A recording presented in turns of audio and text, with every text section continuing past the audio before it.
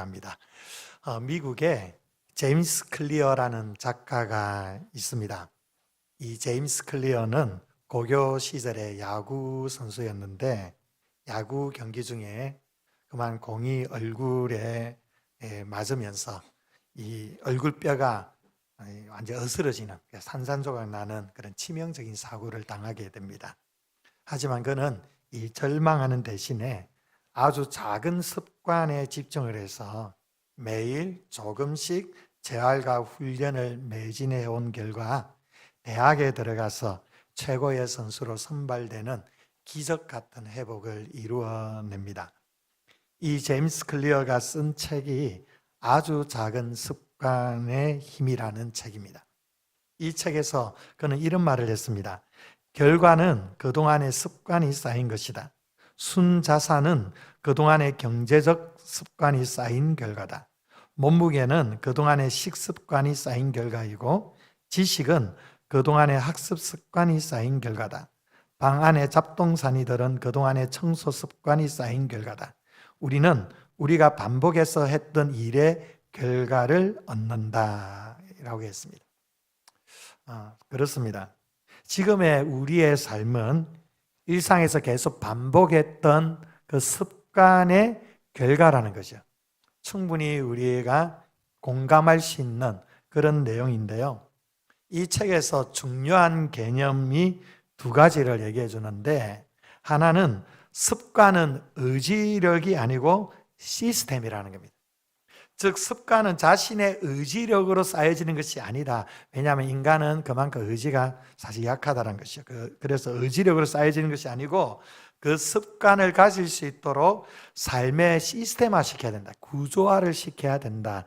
이런 의미고요. 또 하나는 1%의 법칙입니다. 매일 1%씩 나아지면 1년 후에는 37.78배의 성장을 이루게 되고 반대로 매일 1%씩 나빠지면 1년 후에 실력은 거의 0에 가까워진다는 것입니다. 그래서 매일 조금씩 성장을 이루어가는 습관을 기르라는 거죠. 근데 우리는요, 아주 대단한 변화, 극적인 변화를 기대하면서 이 작은 노력들을 무시하는 경향들이 있습니다. 그런데 큰 성공은 어떤 거창한 대단한 계획에서 나오는 것이 아니고 작은 습관들이 쌓여서 이루어지는 결과라는 것을 결코 잊어서는 안 된다고 이 책에서는 강조하고 있습니다. 우리 인간이 가진 수많은 습관 중에서도 이 영적인 생명력과 어쩌면 인생의 운명을 결정짓는 중요한 습관이 있습니다. 그것은 바로 감사 습관과 불평 습관입니다. 이 두 습관 중에 어디에 길들여지는지에 따라서 우리의 인생은 결정된다고 해도 과언은 아닙니다. 오늘 우리는 평상시와 다르게 두 본문을 읽었습니다. 한 본문은 불평의 습관에 대한 본문이고요. 또 다른 하나는 감사의 습관에 대한 본문입니다. 그리고 이 본문에 나오는 등장인물들의 환경은 거의 비슷한 환경입니다. 한 대상은 광야의 이스라엘이고요. 또 한 대상은 감옥 안의 바울입니다. 똑같은 이 극한의 상황에서 왜 누구는 불평을 하고 왜 누구는 감사를 했을까요? 그리고 여러분은 또한 이러한 극한의 상황 속에서 여러분 안에서 무엇이 먼저 흘러나올 것 같습니까? 불평입니까? 감사입니까? 오늘 말씀을 통해 우리 안에 불평의 습관이 아닌 감사의 습관이 쌓여지는 귀한 은혜로 오늘 말씀을 함께 받을 수 있기를 원합니다. 먼저 불평 습관에 관한 말씀입니다. 11장에 나타난 이스라엘 백성들의 이 모습은 불평이 습관화되어 있다라고 표현해도 과언이 아니죠. 본문 이 11장 1절을 보면요. 우리 1절을 다시 한번 읽어볼까요? 자, 시작. 여호와께서 들으시기에 백성이 악한 말로 원망하며 여호와께서 들으시고 진노하사 여호와의 불을 그들 중에 붙여서 진영 끝을 사르게 하시매. 아멘. 이 사람이 어떠한 힘든 상황에 직면하게 될 때 자연스레 불평의 말이 나올 수가 있습니다. 분명합니다. 그렇게 나올 수가 있는데, 그런데 여기에 나오는 이스라엘 백성들의 모습은 그냥 이런 차원의 불평이 아니었습니다. 이 백성들이 여호와의 귀에 들리도록 악한 말로 원망했다는 겁니다. 물론 하나님께서는 우리가 소곤소곤거리는 그런 말도 다 들을 수 있고요, 우리 속으로 생각하는 그 말도 다 들을 수 있는 전능하신 하나님이시죠. 근데 이스라엘 백성들은요, 하나님의 귀에 막 들으려고 일부러 아주 큰 소리로 악한 말로 원망했다는 겁니다. 그러니까 하나님의 마음을 자극시키고자 하는 어떤 의도성을 가지고 아주 신랄하게 하나님을 불평하고 원망했다는 겁니다. 여기서 원망하다라고 번역된 히브리어 동사 미트온님이라는 이 단어가 그것을 말해주는 겁니다.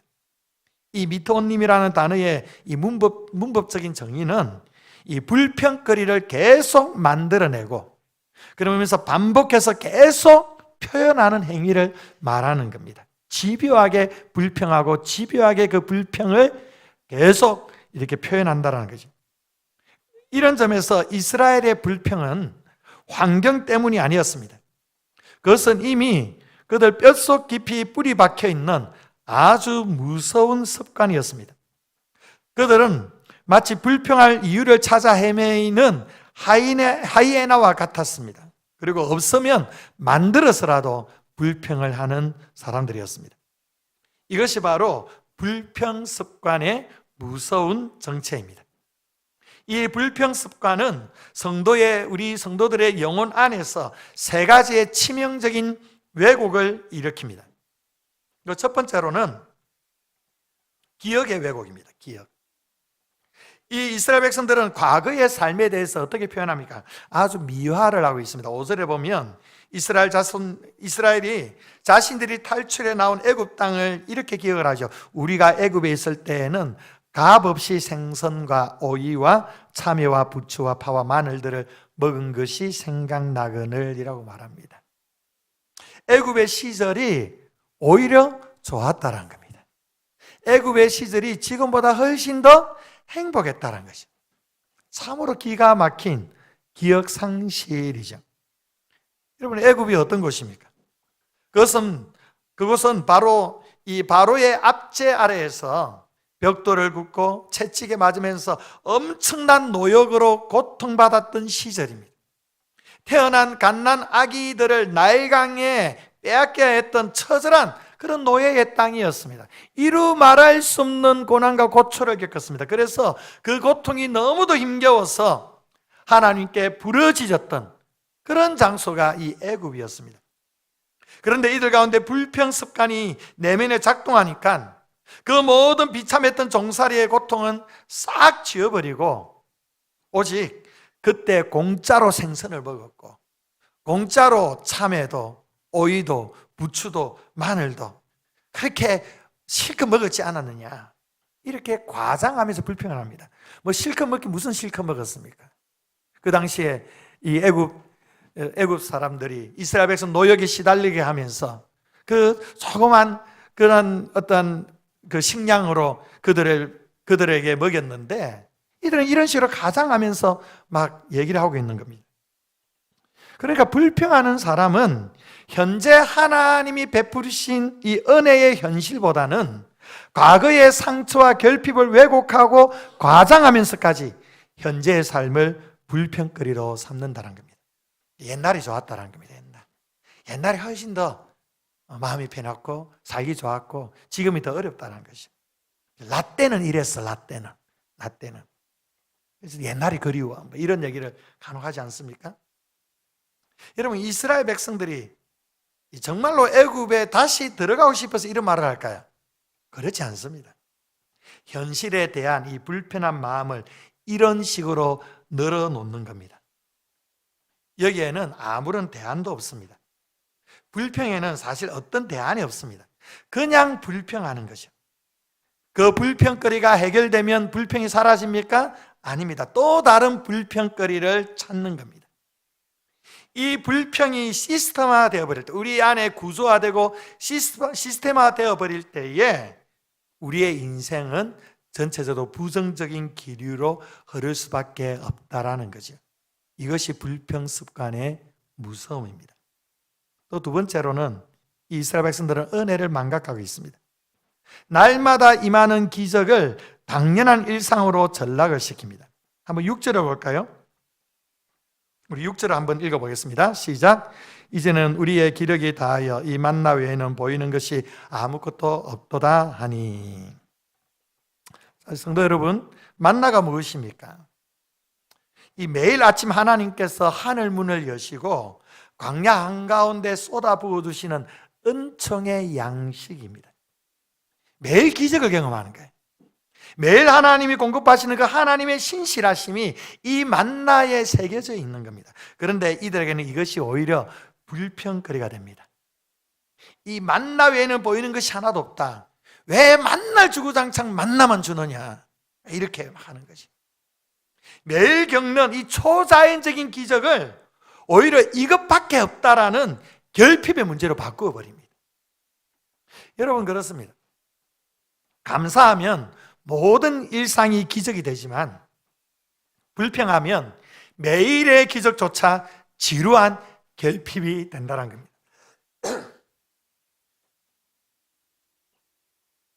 죄송합니다. 제가 밑에서 떡 하나 먹고 왔는데 떡에 그 깨가 집에 안에서 자꾸 돌고 있어가지고. 예. 감사하면요, 모든 일상이 기적처럼 다가와요. 그런데 불평하면 매일 하나님께서 베풀어 주시는 기적조차 결핍으로 다가오게 되는 겁니다. 여러분, 이것이 은혜의 망각 속에 나오는 겁니다. 비행기를 타면 출발 전에 안전에 대한 안내를 하지 않습니까? 그 안내 중에 나오는 것이 이 기내에 압력이 떨어지면 산소 마스크가 자연스럽게 내려온다는 것이, 그래서 그것을 써야 된다는 그런 안내가 나옵니다. 그런데 우리는 이 비행 내내 숨을 쉬면서도 그것을 당연하게 여기고 감사하지 않습니다. 그러나 산소가 부족해지는 그 순간이 와야 비로소 그 평범하게 공기를 내쉬고 숨을 내쉬는 것이 얼마나 큰 선물인지를 깨닫게 되는 것입니다. 이 만나도 마찬가지입니다.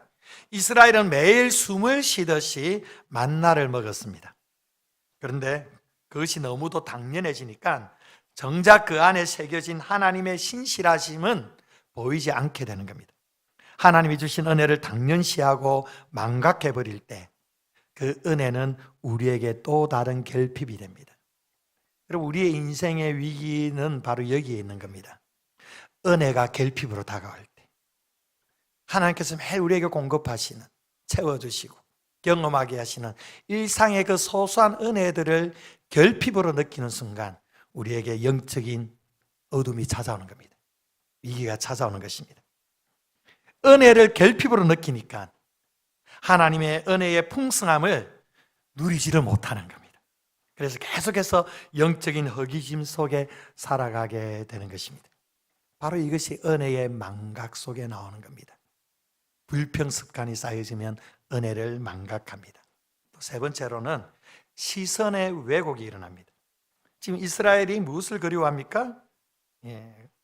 생선, 부추, 오이, 참외, 마늘, 이런 것들을 지금 막 그리워하고 있습니다. 그런데 그들에게는 홍해를 가르시는 하나님이 함께 계십니다. 구름 기둥과 불 기둥으로 하나님께서 그들과 함께 동행하고 계십니다. 매일 아침 만나를 내리시는 하나님이 그들 가운데 계십니다. 그런데 애굽에서 먹었던 그 마늘이, 그 부추와 오이와 참외가 더 크게 다가오는 겁니다. 더 크게 이런 것들이 보여집니다. 여러분, 생각해 보십시오. 그 마늘 한 쪽이 도대체 무엇이기에, 이 참외와 오이가 도대체 무엇이기에, 사실 며칠만 지나도 그 맛조차 기억나지 않을 이 사소한 음식들 아닙니까? 그런데 그 사소한 것이 이스라엘의 눈에는 하나님의 임재보다 더 크게 자리 잡고 있다는 겁니다. 6절에서 그들은 이 만나 외에는 보이는 것이 없다라고 말하고 있습니다. 보이는 것이 없다는 것은 이 시력의 문제가 아닙니다. 그들의 눈은 분명히 떠져 있습니다. 그러나 그들의 마음이 보고 싶어 하는 것은 오직 이 마늘, 부추, 오이, 참회 이런 것이었습니다. 그 욕구가 너무 강해서 나머지 다른 것, 심지어 하나님의 임재까지도 보여지지 않게 만들었습니다. 여러분, 이것이 불평 습관의 본질이에요. 불평은 단순히 부정적인 말투의 문제가 아닙니다. 불평은 내가 지금 무엇을 원하고 있는지에 대한 문제입니다. 이스라엘이 진짜 원했던 것은 약속의 땅이 아니었다는 겁니다. 그들이 진짜 원했던 것은 입에 맞는 음식, 그 익숙한 맛, 당장에 해결할 수 있는 것 만족이었습니다. 그 갈망이 너무 커지니까 하나님께서 매일 행하시는 기적조차 그들의 눈에 들어오지 않는다는 겁니다. 성도 여러분, 우리에게도 이런 생선과 마늘과 부추와 참외와 오이, 이런 것들이 우리 안에도 있습니다. 지금보다 조금 더 안락한 삶에 대한 동경, 조금 더 좋은 만족, 어떤 사업의 형통, 또한 자녀의 성공. 물론 이런 것이 잘못됐다는 것이 아닙니다. 이런 것들이 우리에게 필요로 합니다. 문제는 이러한 바램들이 우리 시선을 온통 차지해버리게 된다는 거예요. 그래서 정작 하나님이 지금 이 순간 베풀고 계시는 은혜가 보이지 않게 되는 것이죠. 여러분, 내가 원하는 것에 시선이 고정되면 이미 받은 것에 대한 감사는 사라지게 됩니다. 오이와 참외와 마늘을 원하는 순간 이 만나는 눈에 보이지 않게 됩니다. 이것이 이스라엘이 겪는 비극이고 우리도 매일 경험할 수 있는 불행이라고 할 수가 있죠. 오늘 우리에게는 광야의 만나보다 훨씬 더 영광스러운 예수 그리스도라는 하늘의 산떡이 주어졌습니다. 그분의 전부를 내어주신 그 십자가가 우리 영혼의 양식으로 주어져 있습니다. 그럼에도 불구하고 우리는 그 영원한 구원의 은혜 앞에서 왜 내 형편은 이 모양 이 꼴이냐, 왜 다른 사람들은 잘 사는데 나는 왜 이렇게 힘들게 살아야 되느냐, 늘 불평에 거친 숨을 내뿜을 때가 있지 않습니까? 이것은 살아계신 하나님을 곁에 두고 애굽의 마늘과 부추를 그리워하면서 울부짖던 이스라엘의 이 비참한 영적인 상태와 정확하게 일치하는 것입니다. 여러분, 우리 안에 이러한 불평의 습관을 끊어낼 수 있기를 바랍니다. 끊어내야만 하는 것입니다.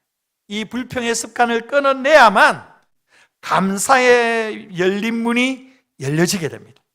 그리고 그 안으로 우리가 들어가면서 감사의 삶을 살아갈 수가 있게 되는 것입니다. 자, 그렇다면 감사의 습관은 어떻게 주어지는 것입니까? 우리는 이스라엘에게서 이 불평 습관의 세 가지 영적 왜곡을 보았습니다. 기억이 왜곡되었고 은혜를 망각했고 그들의 시선이 왜곡되었다는 것입니다. 놀랍게도 오늘 함께 읽었던 빌립보서 4장은 정확히 이 세 가지를 거울처럼 뒤집어 보여주고 있습니다. 먼저 기억의 회복이에요. 이스라엘은 애굽을 왜곡되게 기억을 합니다. 그 노예의 땅을 오히려 풍족한 땅으로 과장해서 기억을 합니다. 그런데 바울은 정확하게 하나님의 은혜를 기억해냅니다. 오늘 우리 6절, 7절 읽었었는데 그 이전에 4절에 보면 주 안에서 항상 기뻐하라, 내가 다시 말하노니 기뻐하라는 바울의 겉면이 나옵니다. 여기 보면 다시라는 표현이 나오죠. 다시. 이 다시라는 이 한 단어 속에 그의 신앙 여정의 전체가 담겨져 있습니다. 그는 지금 처음으로 기쁨을 결단하는 것이 아닙니다. 이미 여러 번 이 겉면을 자신에게 또 빌립보 교회 교인들에게 계속 되새겨 주었습니다.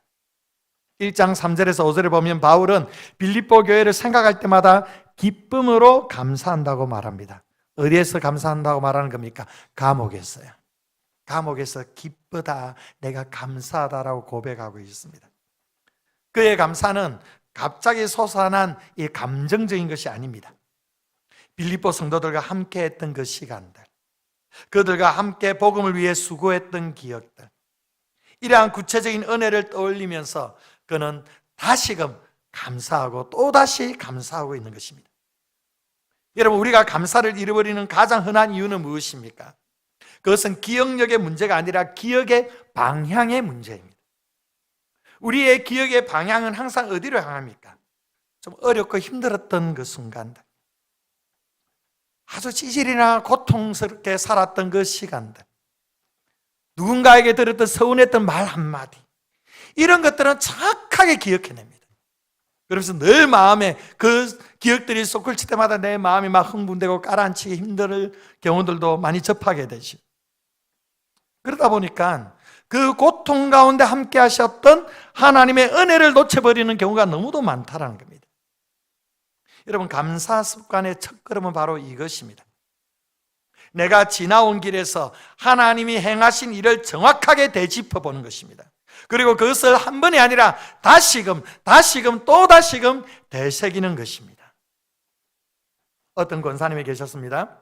우리 교회 권사님은 아니고요, 평생 자녀 문제로 마음이 무거웠던 분인데, 그런데 어느 날 옛 일기장을 정리하다가 30년 전에 자신이 써둔 짧은 기도문을 발견합니다. 그 안에는 지금 자녀가 갓 태어났을 때 이러한 고백을 하나님 앞에 올려드렸습니다. 이 아이가 건강하게만 자라게 해주세요. 이 적은 한 줄을 발견하면서 그 권사님은 그 자리에서 한참을 울었습니다. 왜냐하면 그 기도는 이미 오래전에 응답되었던 기도였어요. 이것을 가마득하게 잊고 살아가고 있었다는 걸 그가 깨달았던 것입니다. 여러분, 감사 습관의 첫걸음은 바로 이것입니다. 내가 지나온 길에서 하나님이 행하신 일을 정확하게 되짚어 보는 것입니다. 여러분, 잠시 여러분의 이전의 삶을 되돌아보시기 바랍니다. 5년 전에, 10년 전에 내게 너무도 고통스럽고 힘들었던 그 시간들, 마치 인생이 완전히 무너질 것 같고 끝나버릴 것 같은 그 어렵고 힘든 상황들, 그때를 한번 떠올려 보십시오. 그들이 지금은 어떻습니까? 지금 우리는 그 모든 어려운 순간들을 또 넘어오고 이기면서 지금의 이 자리에 있지 않았습니까? 그 가운데 하나님이 우리 가운데 일하시는 그 흔적들이 좀 보여지지 않습니까? 여러분, 주님께서 가까이 계셨다라는 그 증거들은 우리의 지나온 삶 속에 이미 쌓이고 또 쌓여져 있습니다. 여러분, 우리는 이 기억을 회복해야 합니다. 기억의 왜곡이 아닌 하나님을 향한 참된 기억의 회복이 있어야만 우리에게 감사의 습관이 쌓여지게 되는 것입니다. 또 두 번째로는 은혜의 발견이에요. 이스라엘은 매일 아침 하늘에서 내려오는 만나를 보면서 왜 이 만나밖에 주지 않냐, 이 만나 외에는 보이는 것이 없다, 이렇게 은혜를 망각해버렸습니다. 기적이 일상이 되니까 그들의 눈에는 그것이 결핍으로 다가옵니다. 그런데 바울은 정반대의 시선을 가지고 있습니다. 아무것도 염려하지 말고 다만 모든 일에 감사함으로. 여기서 모든 일이라는 표현이 중요하죠. 이 표현에는 어떠한 것이 예외가 없다라는 겁니다. 좋은 일에만, 형편이 좋고 형통할 때에만 감사하란 말이 아닙니다. 모든 일이라는 겁니다. 여러 가지 힘들고 어려운 현실 가운데서도 우리는 얼마든지 하나님 앞에 감사할 수 있다는 것입니다. 이스라엘은 풍족한 속에서 결핍을 보았습니다. 만나가 매일 있는데도 이것밖에 없다라고 했습니다. 그런데 바울은 그 결핍 속에서 은혜를 발견합니다. 그 감옥에 사슬에 매여 있으면서도 감사함으로 하나님께 고백하고 아뢰고 있습니다. 여러분, 이 차이가 어디에서 오는 것입니까? 환경의 차이가 아닙니다. 이것은 시선의 차이입니다. 바라봄의 차이입니다.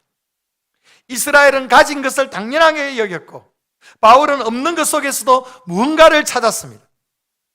여러분, 감사는 환경이 좋아서 저절로 나오는 반응이 아닙니다. 감사는 발견하는 행위입니다. 평범한 하루 속에서, 반복되는 일상 속에서, 심지어 고통스러운 그 상황 속에서도 하나님의 손길을 찾아내는 적극적인 그러한 행위가 바로 감사의 습관입니다. 여러분, 이스라엘 백성들에게 만나가 매일 있다라는 것 자체가 기적이 아닙니까? 이런 기적이 어디에 있습니까?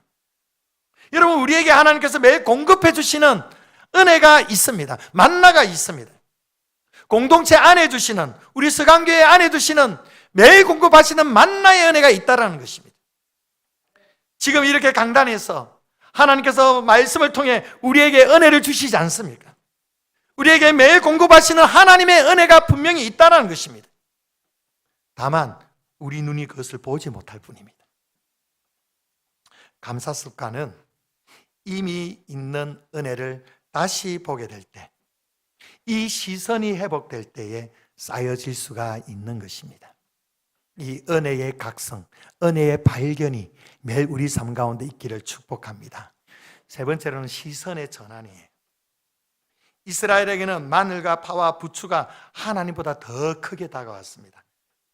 홍해를 가르신 하나님이 그들 가운데 계셨지만 그들의 눈에는 이런 채소들이 더 크게 보였습니다.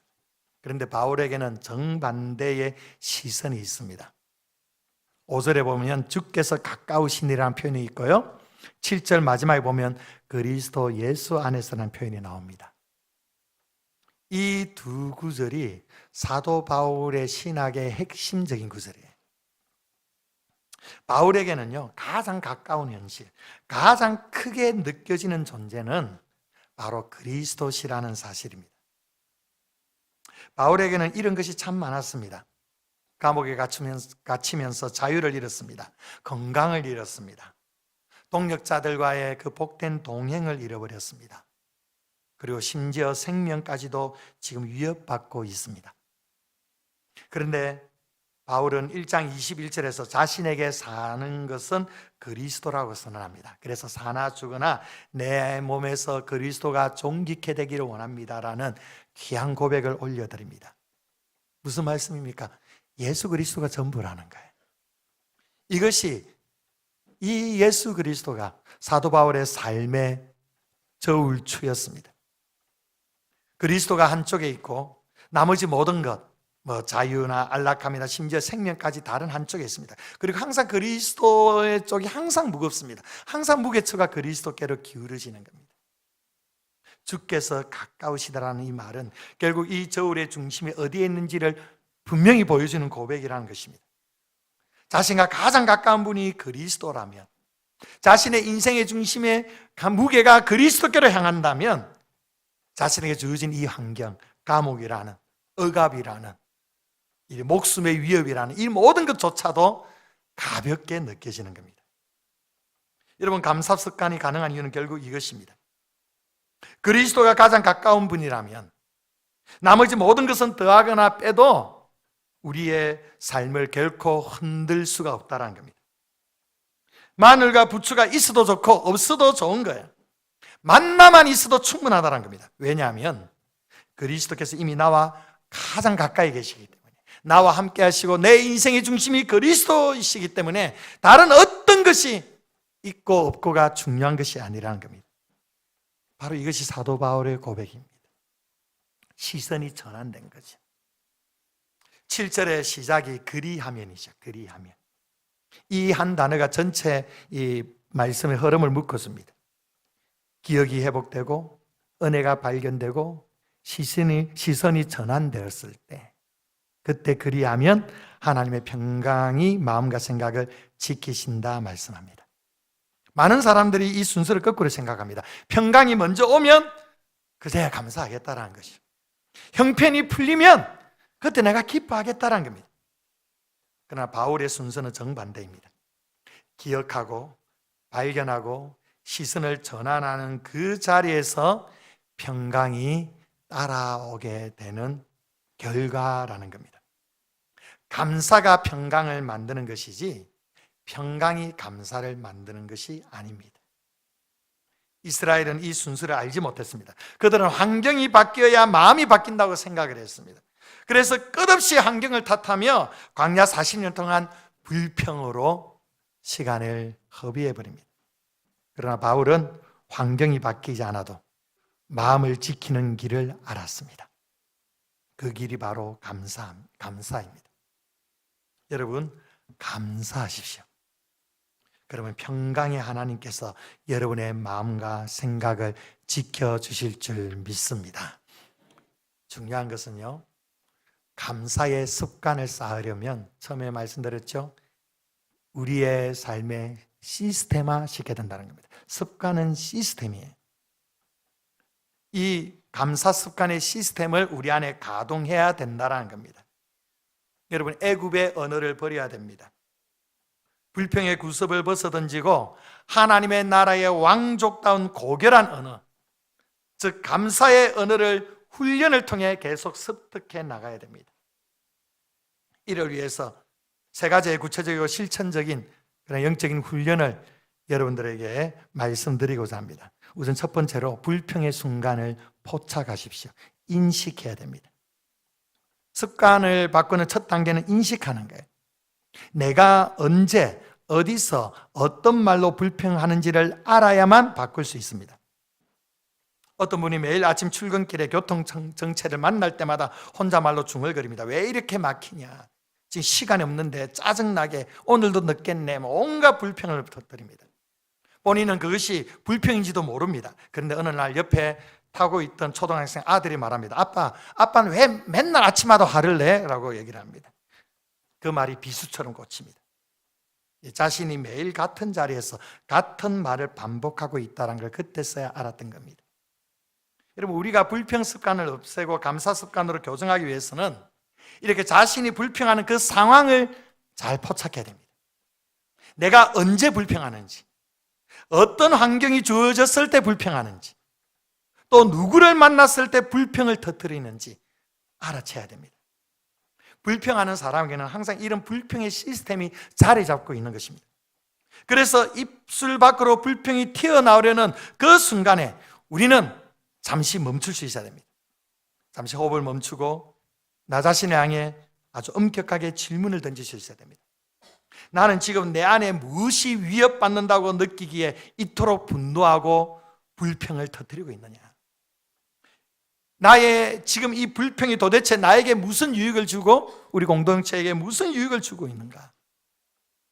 바로 이렇게 잠시 멈춰서 이러한 질문을 내게 던질 때에 그 순간 우리는 내 마음 깊이 자리 잡고 있는 이 불평의 DNA를 발견하게 될 것입니다. 그리고 불평을 잠시 멈추는 바로 그 순간 비로소 감사의 눈이 열려지게 될 것입니다. 두 번째로는 우리의 아침의 언어를 바꾸셔야 됩니다. 불평을 인식했다면 이제 그 자리를 다른 언어로 대체해야 되죠. 이 습관은 결코 빈자리를 두지 않습니다. 불평을 뺐으면 반드시 감사로 채워야 된다는 거예요. 가장 효과적인 자리는 하루 첫 시작하는 그 아침의 첫 말입니다.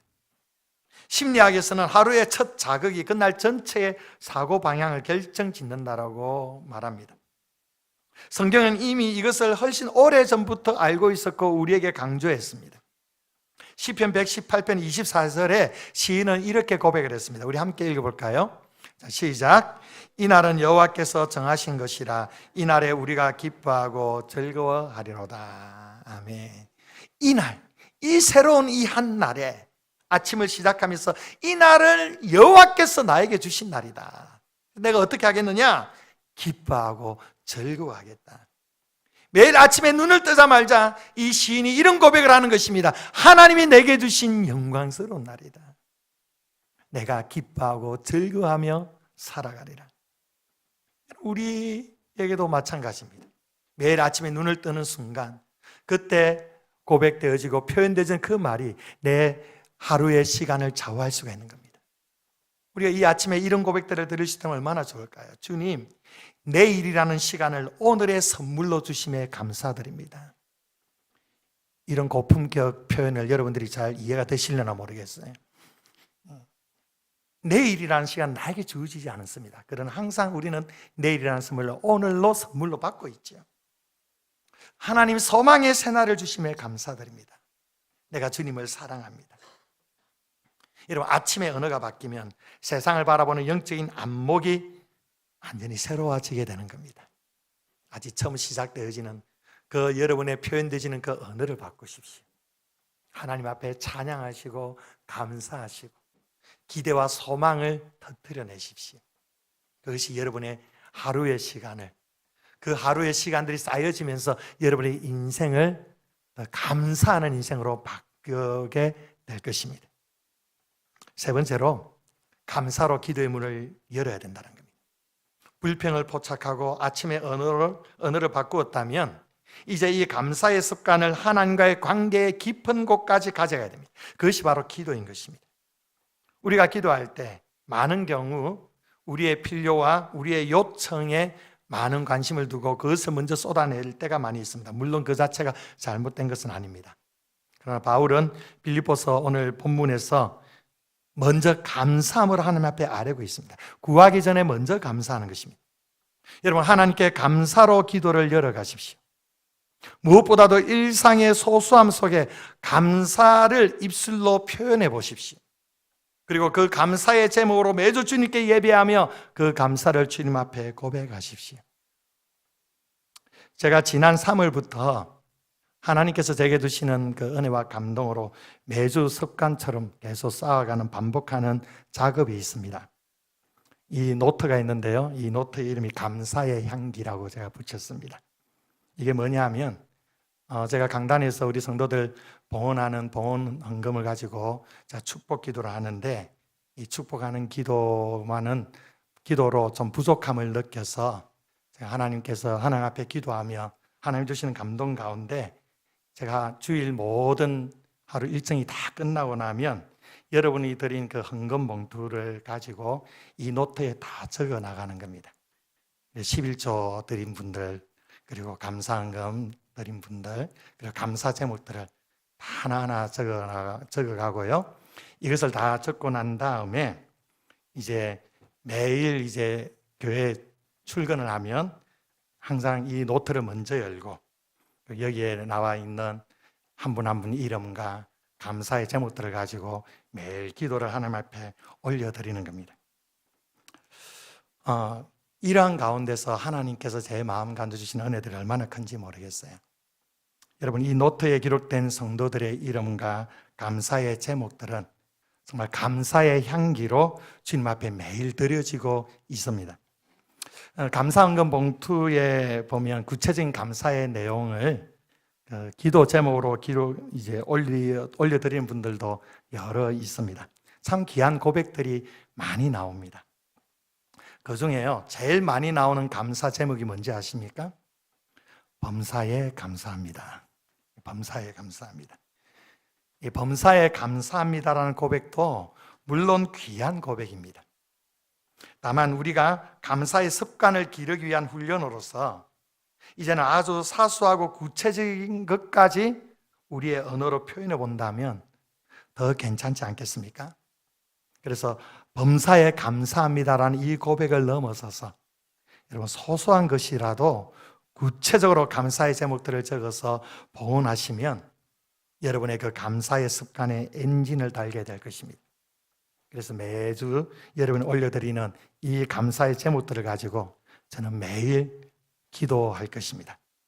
그래서 여러분들은 마음껏 하나님께 감사를 표현하시고 저는 여러분들의 그 감사의 고백들을 하나님 앞에 감사의 향기로 매일 올려드리게 될 것입니다. 여러분, 우리는 이렇게 감사를 적극적으로 표현해내야만 합니다. 우리의 언어로 감사를 표현하고 또 하나님 앞에 예물을 올려드리면서 감사의 고백을 하나님 앞에 올려드리고 계속해서 감사가 넘치도록 그러한 삶으로 우리가 살아갈 때에 우리 안에 감사의 습관이 쌓이고 쌓여지게 되는 것입니다. 말씀을 정리하면요, 이스라엘은요 기억을 왜곡했고 바울은 기억을 회복했습니다. 이스라엘은 은혜를 망각했고 바울은 은혜를 발견했습니다. 이스라엘은 시선이 그 마늘과 생선과 부추나 이런 것에 머물렀지만 바울의 시선은 그리스도께 머물렀습니다. 같은 극한의 자리에서 한쪽은 불평의 습관이 무너졌고 다른 한쪽은 감사의 습관으로 승리하며 살았습니다. 사랑하는 성도 여러분, 여러분은 어디에 서 있습니까? 이스라엘은 40년의 불평 속에서 광야에 쓰러져 갔지만 바울은 감옥 안에서도 그리스도 안에 있었기 때문에 하나님의 평강이 그의 마음과 생각을 지키시며 더욱 감사가 흘러넘치는 복된 삶을 살았습니다. 사랑하는 성도 여러분, 오늘 이 시간부터 우리의 입술에서 불평이 아니라 감사가 먼저 흘러나오는 은혜가 있기를 주님의 이름으로 축복합니다. 모든 불평 습관의 DNA가 우리 안에서 다 거두어지고 오직 감사의 습관의 DNA가 깊이 착상되어서 항상 하나님 앞에 감사함으로 그 감사 속에 부어주시는 그 은혜의 풍성함을 더욱 충만하게 누리며 살아가시는 우리 귀한 믿음의 성도들 되시기를 주의 이름으로 축원드립니다. 기도하겠습니다. 좋으신 아버지 하나님 감사합니다. 오늘 우리에게 말씀하여 주셔서 이스라엘 백성들의 그 불평의 습관이 아닌 바울과 같은 감사의 습관으로 주님 앞에 온전히 영광 돌리기를 원합니다. 아버지 하나님 쉽게 불평하였던 우리의 연약함을 용서하여 주시고 어떤 환경과 상황에 상관없이 우리 가운데 베풀어 주시는, 우리 가운데 함께 하시는, 우리를 축복하시는 아버지 하나님의 은혜를 기억하며 날마다 감사의 제사를 주님 앞에 올려드리며 그 감사를 통해 하나님의 풍성한 은혜를 더욱 충만하게 누리며 살아갈 수 있도록 주님 우리의 삶을 축복해 주시옵소서. 감사드리며 사랑 많으신 예수님 이름으로 기도합니다. 아멘. 310장 우리 찬송 드리면서 준비한 내용을 하나님께 봉헌하겠습니다.